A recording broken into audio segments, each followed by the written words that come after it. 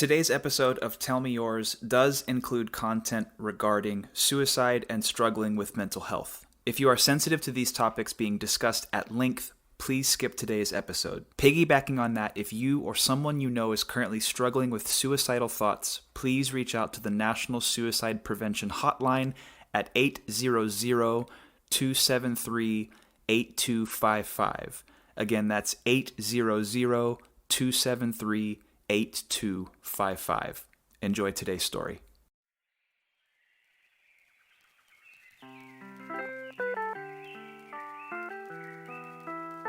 Hey everyone, welcome to another episode of Tell Me Yours, a storytelling podcast with me, your host, Trey Everett. Hey everyone, welcome to another episode of Tell Me Yours, a storytelling podcast with me, your host, Trey Everett. Thank you so much for joining us today. I have a really important story being told today. Again, I know I mentioned in the intro, but this story does contain content regarding suicide and struggling with mental health. So if you are sensitive to those, maybe just come back next week. But if you do stick around, like I said, I think this is a really important story. I'm very thankful to our guest for sharing it with us and being vulnerable and open about it, and just sharing his experience. My guest today is Stephan Accilien. He's an awesome artist, a brilliant creative, a music producer, and the host of Geek No Evil, a comic book and pop culture podcast available wherever you get podcasts. He's a dear friend of mine. Was super happy and excited to chat with him today. And like I said, his story I think is really important, and I'm just really thankful that he decided to share it with us.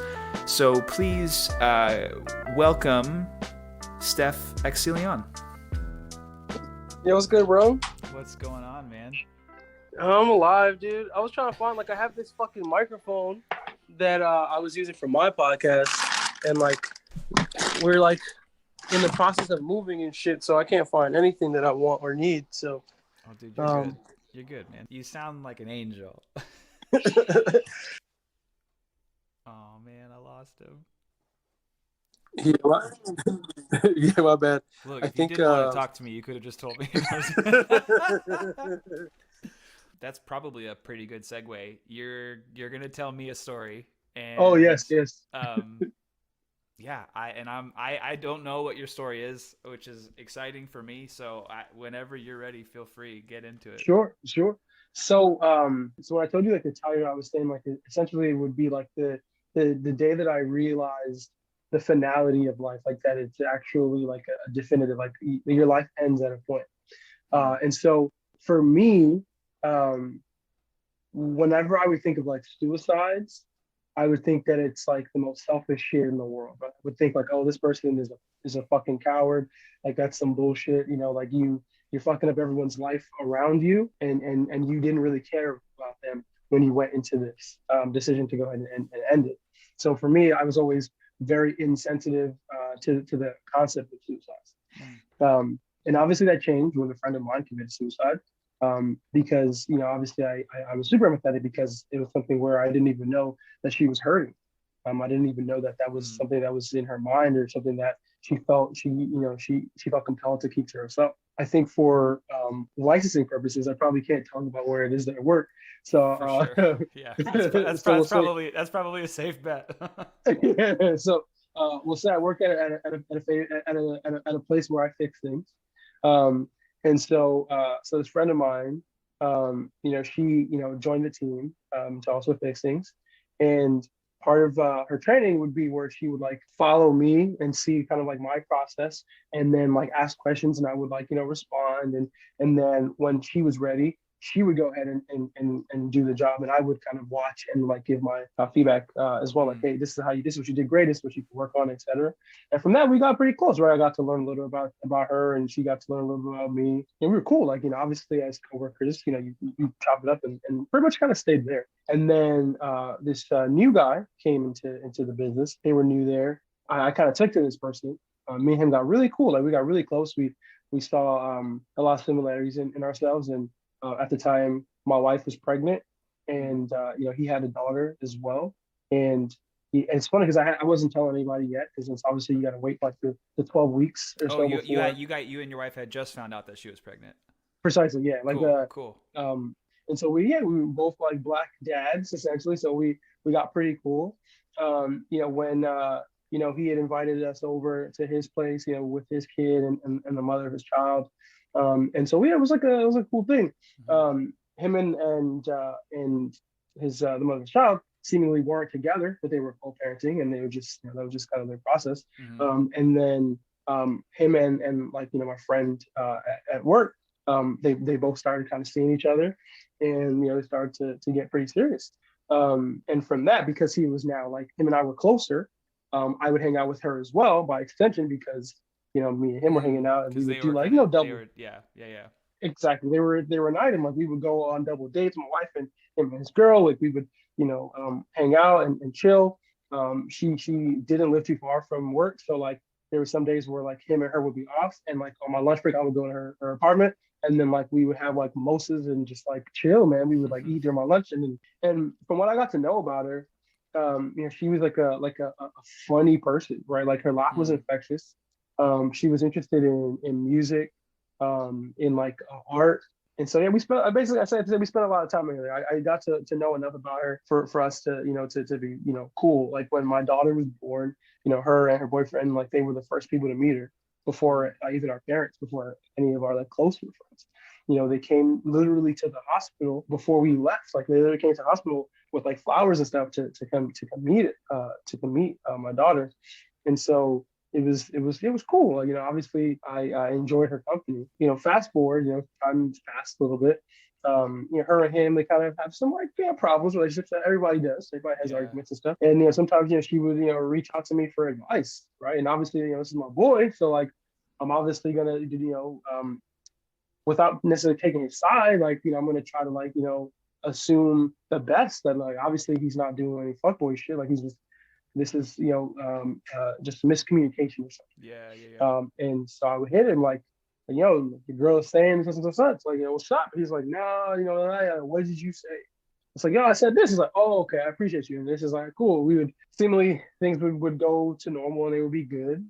Just things went the way that they went. We get to a point where like, I don't know, between them things are kind of like weird. Like she's not. It's like in hindsight, I can see now that she was just like not as bubbly, not as like happy as I had seen her before. But I never thought much of it. Would you say that you were kind of obviously you like weren't really aware of it in the moment, but like if you were aware of it, did you just sort of kind of chalk it up to like the relational problems that you were kind of aware of? Yeah, I think that would be what it was. Like I thought essentially maybe couples are arguing, but again, I tried to just assume the best in their relationship. Yeah, so it's for like sure. unless someone asks me for my opinion, I'm not really gonna give my 2 cents. I've learned the hard way when you're friends with two people in a relationship, it's very difficult to stay neutral.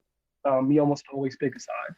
And For so sure. to avoid doing that, I just tried to stay the fuck out of it. So I would see like little things, but again, at the time, I didn't really like notice them as signs. Yeah, I remember, there was like a thing where I think they were like maybe not broken up, but like on a break or something, and they were like working it out or something. I came to a pool party that she was having with my daughter and my wife, and she looked sad, Hmm. right? Like, and I just thought it was because dude wasn't there, like he's not here. And I asked her like, oh, where is he? And she's like, oh, he's coming. And I was like, okay, cool. And then like she held my daughter and she's like, smiling, but you can see it's kind of like essentially like a forced one. It's like I'm not all that happy, what I mean? And she looked a little different. I mean, granted, obviously it was like a pool, so she didn't have like her makeup on and all that stuff that she normally did, but still, like just something was different.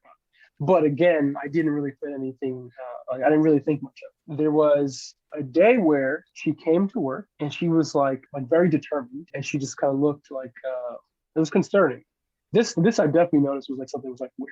And so like I see her walk into the back, some time passes and I see her walk out, and this time she's like in tears, like she's like bawling, like tears are like just running down her face. And so I'm like concerned, but I'm obviously at work. I'm thinking like maybe this is a relationship thing. So I text her boyfriend like, yo, your girl came here. She was like in tears. I don't know. Like maybe you should like make sure she's good. And he's like, wait, what happened? I don't know. That's why I'm texting you. Oh, And yeah. he's like, to my symptoms. I was like, bro, I don't know. Check on her. Hit her up. And so he goes and hits her up. I guess he said, yeah. So like there's some family problems that she was having, but I'm with her now. Thanks for the heads up, and everything's good. Now is like I want to say 2 or 3 days later, I'm on my way to work. It's like Labor Day. It never rains in California, but it was kind of gloomy. Mm-hmm. And I'm like driving to work, and I'm literally a block away, Yeah, right? yeah, And I get a phone call from him, and he sounds weird, and he's like, his girlfriend is dead. And I was like, what the fuck? That's not funny, dude. Like, well, he's like, I'm not like, I'm looking at her body right now. oh And man. yeah, and it really kind of like put this like rush over me, like, whoa, this is serious now. I honestly have no idea how to respond. I don't know what to say or what to do. And he says he's gonna call me back. Because I guess he has to wait for the police and everybody to come over. And so like I'm driving, and like my wife is in the passenger seat, and she's like, you can't go to work. I was like, "Yeah, I don't think I can." And she was like, yeah, you should. And like, he needs you right now, and you're not in a position where you could like actually like do anything. And so Yeah, I yeah, for sure. so I make a U-turn, and she lived like a block from where I was at. And so it was interesting that as I passed her home is where I get this call. So I, make a quick UE, and then I go to her apartment, and there's like a parking. And my wife is like, I'll take it. I go. So I go outside, and I see another one of our mutual friends, and she's like, in tears, like she's bawling. And she's like, I hear something happened to her. So we get to the apartment, and, we see her boyfriend, we see her roommate. Um, both of them are like, it's like obvious that they're distraught. They're still in their like, sleeping clothes. Hmm. And, their eyes are like bloodshot red. Clearly they've been crying. Some of our friends that also lived in the same apartment complex that also worked with us, they were crying. They were distraught. And then dude sees me. He's like talking to one of the police officers. And he comes down, and he's trying to explain to me what happened. And I'm still in shock, but obviously, like I understand that for it's in nobody's benefit for me to break down. Is that how you normally respond to like really sudden intense news, or is that sort of like a unique experience for you in terms of like, hey, I want to like keep I want to be some sort of constant in this situation right now because it's what feels best right now. Like, is that a normal response for you, or was that a little Yes, bit I unique? think so. Cool. I mean, obviously, like in Black culture, for Black males, we're kind of conditioned to not really show Hmm. um, emotions in a lot of ways, right? Like that, even in something as overwhelming as grief, by crying, you can kind of show weakness. I'm going to be 30 in like 2 weeks, and I see my father cry maybe like 3 times. It's Yeah. you know what I'm Yeah. saying. Yeah. So like I've never seen my dad in a position where he would be that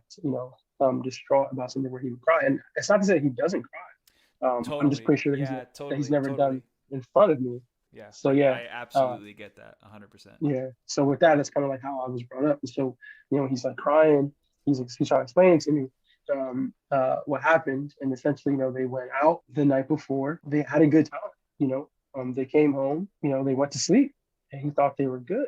When he woke up, she had hung herself in the closet, and he discovered her body, and he obviously woke her roommate up, and they called the police, and this is where we're at now. And as he's talking to me about what happened, the coroner, she comes over, and she's like, hey, as we're talking, she kind of interrupts us and say, hey, I just want to let you know they're going to to bring her body. So I just want to give you like a fair warning if you want to like go for a walk or like turn away, so that you don't have to see this. And Ashley saying like, the fucking other coroners or whoever the fuck she's with are bringing her body out Oh my God. in a body bag, and it's obviously fucking traumatizing to see. Again, like I put myself in a position where I'm trying to be super aware, and so like another friend of mine, they had like recently come to the complex, and so like they're like arm's length away from me.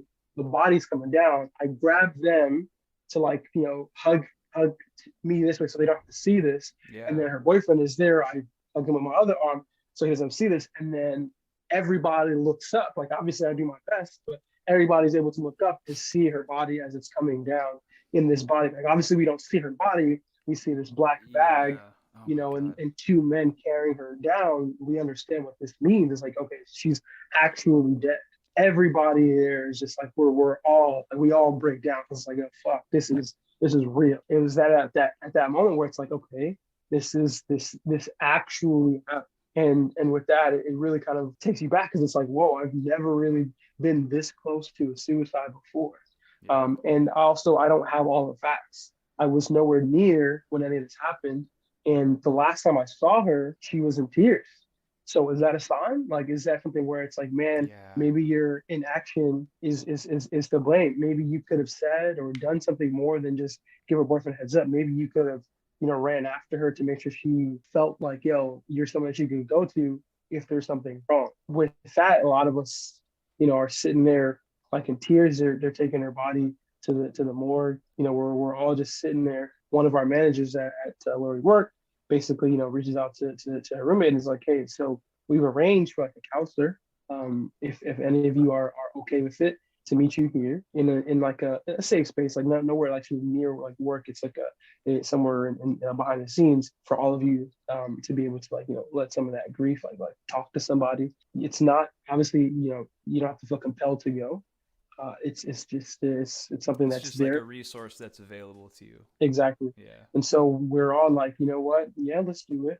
And so we go, we see this counselor, and she's talking to us about, and she's like, yeah, tell me about your friend. Like, what was she into?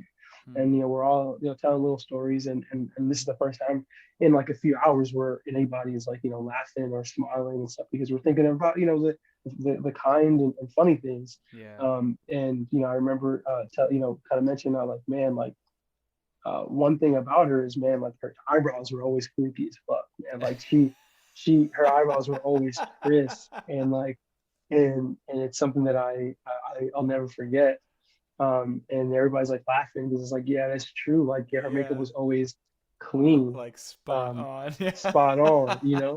and it's like, and it was like a running joke, like, around her, her funeral and everything, where I would say like, I'm sure she's in like heaven, helping God get his eyebrow game up, like, like making Yeah, sure that yeah, yeah, his yeah. eyebrows or her eyebrows Yeah. um is like fleeky. Um and yeah, so it was like it was a cathartic experience, because everybody in here is obviously like grieving the loss of someone. Yeah. Um and so it's something that like I had never really seen, because again, it wasn't this close to something like this ever. And so we go through that. And then everybody goes their separate ways. The counselor goes and speaks, one on one with like her boyfriend, her roommate, people that obviously like were there to see something as traumatic as Yeah, her yeah, yeah. body. And yeah, and so there's a whole lot that happened afterwards. I don't know how to describe it, because essentially now her boyfriend and I are no longer friends. Like, we don't Hmm. talk. When one of the most difficult parts after that day, he called me, because he was like, her parents are coming to her apartment to get her stuff, and I was like, yeah, I'll roll with you. Yeah, I'll meet you there. And so I go and I help him, prepare for the arrival of her parents.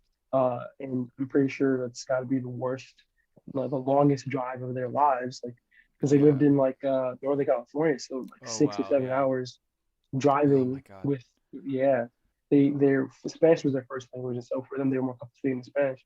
So her boyfriend obviously didn't speak Spanish, so he had our mutual friend kind of be the liaison, like the one to talk to them, because she's Spanish, and kind of up there for her. It was the first time she's ever speaking to her parents, so she's Oh, like, you know what I Jesus. mean? And she's like, Yeah. after delivering this devastating news and giving them all the details, like where to park, like where to come, and all that stuff. And so they come and they're really cold towards him, Hmm. and they have questions, and he doesn't really have many answers.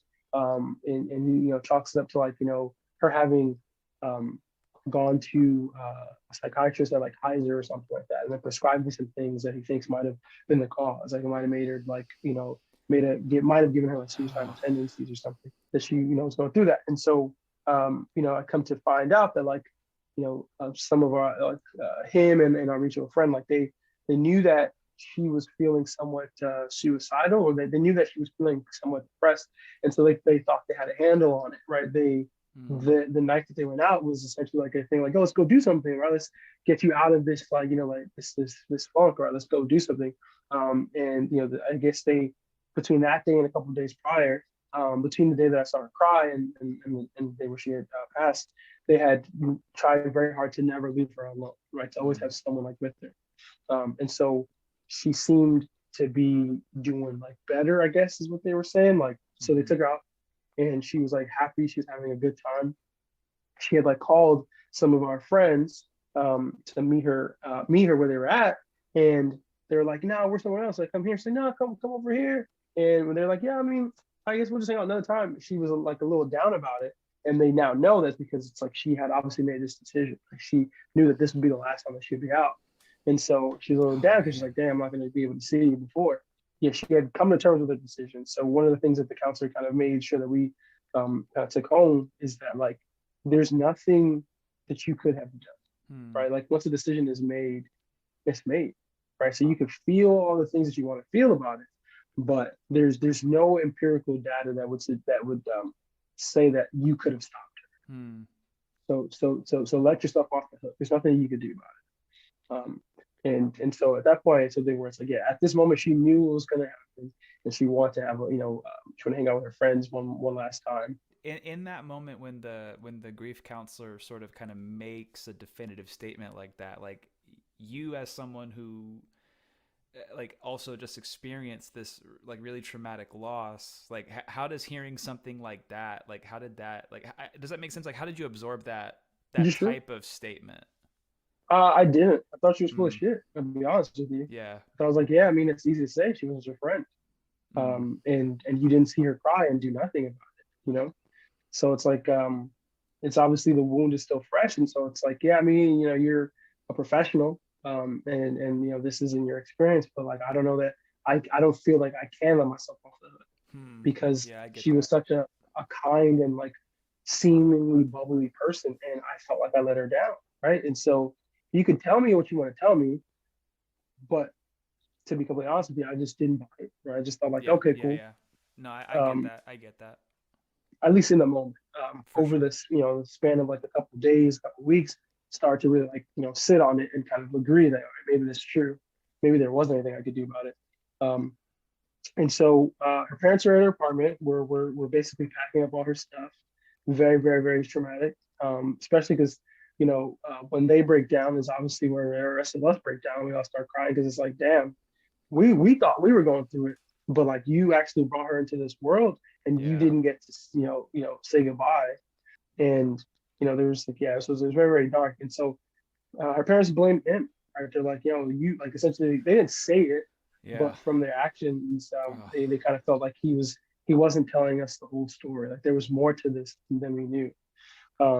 And so they basically only communicated with with our friend that spoke Spanish, and said to nobody else. If they wanted to speak to him because they knew that I was his friend, they had my number, and so they would tell me to ask him, like, hey, do you know where her camera is or something like that. That obviously kind of raised some flags, like the red flags, like, okay, now that you mentioned that, this is kind of odd. Like maybe does he know something that I don't know? Over the course of the next like couple of days, there are more things. Some other friends of ours that we work with are raising the question like, yo, this dude isn't always forthcoming. Does it ever feel like he sometimes is stretching the truth? Like sometimes things that he's said are just not quite believable. It just sounds like a crock of shit. And I was like, I mean, hey, as a friend of mine, like I'm loyal to a fault, right? So it's like, yeah, no, like everybody, stretches the truth there at some point. I don't think it's anything like that, right? So now, um, I'm at work. Me and my friend we're at work, and somebody calls me and keeps calling me. I'm confused, like, yeah, what the fuck? So I take my phone out because I thought maybe going back to work I could be, I could be good, right? Like I can just, just get myself to not think about it. But it was very difficult to be completely honest with you. But I'm at work. It's like I've been off for a couple of days, and so like it's like all right. mm-hmm. And they're like, "Yo, have you checked his Instagram, like her boyfriend's?"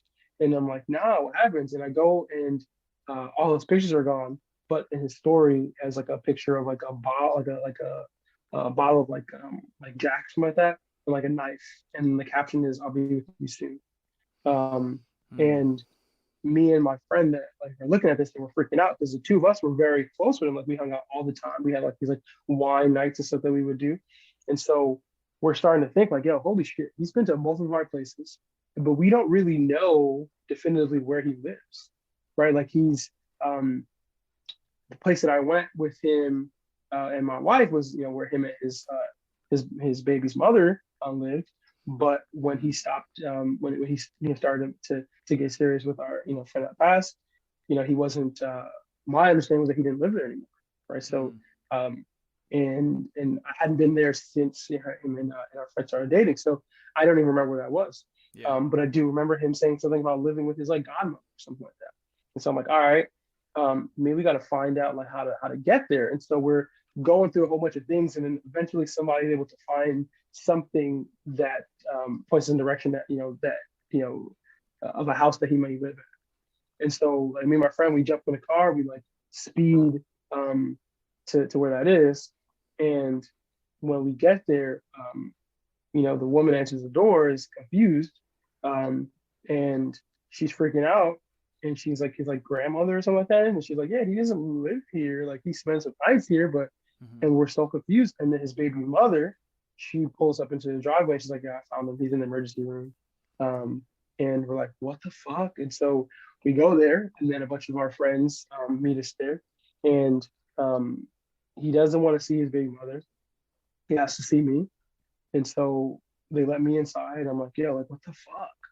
And he's basically like, yeah, he was just like really, really like down. And he took some pills and kind of realized that it was not the right thing to do or whatever. And so like drove himself to like the sheriff's station or whatever. Wow. And then the sheriff, takes an ambulance, and it takes him to the ER. That's bullshit. I'll be honest with you. It's bullshit. My wife called it, but I didn't quite. My wife is like, if you're gonna do something like that, why would you post something to give someone a heads up to try to stop you? Yeah. Right. Like if this is something that you're going to do, and you really thought that you intend to do it, you wouldn't put yourself in a position to get help, right? Like it's something that she's like, I honestly I don't know that I believe it. I think it's for a show. And so it's kind of in my head a little bit. And then when I go outside and I'm talking to some of my friends, they all said very similar things, and they all were kind of starting to poke holes in the story. And they're like, yo, I want to be empathetic, but something just doesn't feel right. Our friend that passed had like an iPad, for example. He had it with him, and he wanted me to take it with me. He didn't want me to tell anybody that I had it, which I thought was weird. But again, I'm loyal to a fault, so I'm not going to question it, right? And so with it, like, I hold on to it. Funeral arrangements happen. I fly for her funeral. Her parents don't want him there. He's not invited to any of the arrangements. And there, a lot of us the ones that were there, we got really close. And so when we are there, he's like, yo, I'm driving there, right? Like, this is not fair. Like, I want to see where she's at and this like that. And so I drop a pin for where the cemetery is. And I was like, I obviously don't know where the plot is. So like, obviously you have to talk to somebody there and go there. So, but I say all that to say that I was like a good friend. I did everything I could. Then he just stopped responding to any of my texts. And I was confused, like, yo. So I'm like hitting him up, nothing. Because I was trying to check on him like daily, like, yeah, you're good. I finally reach his like baby mother, and I'm like, yo, I just want to make sure that the motherfucker is good, man. Like, and because I've been hitting him up, he's not answering, like, is he okay? And she's like, what are you talking about? He said that she stopped talking to him. I was like, what? Oh, wow. Like, are you serious? And he's like, yeah. He said, like, with that, like, you just started to change, and you just weren't messing with him anymore. I was like, cool, message received. I'm glad to know he's okay. But all right, we don't have to talk to him. I'm good. And so that's the last time we spoke. It helped me look at life very differently, right? Like, I look at it like, you're on this you're on this earth for a finite amount of time, right? Like, you want to make the best of what you got, right? You want to make sure the people that you love feel loved, and that you express that to them. And so now I'm a pretty intentional person. Like, I don't like, and I pretty much look at anything as a sign now, as opposed to before, like being super oblivious.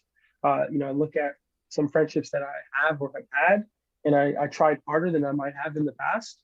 And then ultimately, sometimes they don't work out. Sometimes they do. Sometimes it's kind of like weird. We all have some friends where you don't have to talk to them every day. You don't have to talk to them like every month. But when you do talk, it's like nothing has changed. You know what I mean? Yeah. It's good. I'm at a better place in life now where in the I'm at like a way better place in life where Drake said it best in his latest album, right? He said, "I've been losing friends and finding peace, but Mm, honestly, that sounds like a fair trade to me." And something where like I'm okay with it now. I think I was a people pleaser for most of my life, mm-hmm. and I think through that it's again realizing like how like life is actually short. It's like it's one thing to say, but then to see this young 23-year-old woman like um, take her own life because she was dealing with something so heavy that she felt she couldn't continue, she couldn't persist. Really makes you think like, yo, man, like life is too short for any petty bullshit, right? Life is too Mm-hmm. short to have anybody in your life who doesn't want to be here. Life is too short for you to have to work like too hard to have somebody in your life. Um, and so like now I'm at a place where as long as my wife and my kids and like the people close to me are good and I'm good, that's all that matters. Mm. You know, early on in our me and you catching up, I was saying like sometimes me having moved back to the East Coast, I would see people that I would consider like friends or people that I go with.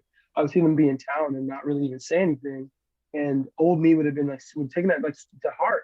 Mm. Um, but the way I'm at now is like I might make a passive aggressive comment, right? Like I might, I won't take it to heart, but I'm not gonna sit there lie to you and say like, oh no, I just kind of brush it off.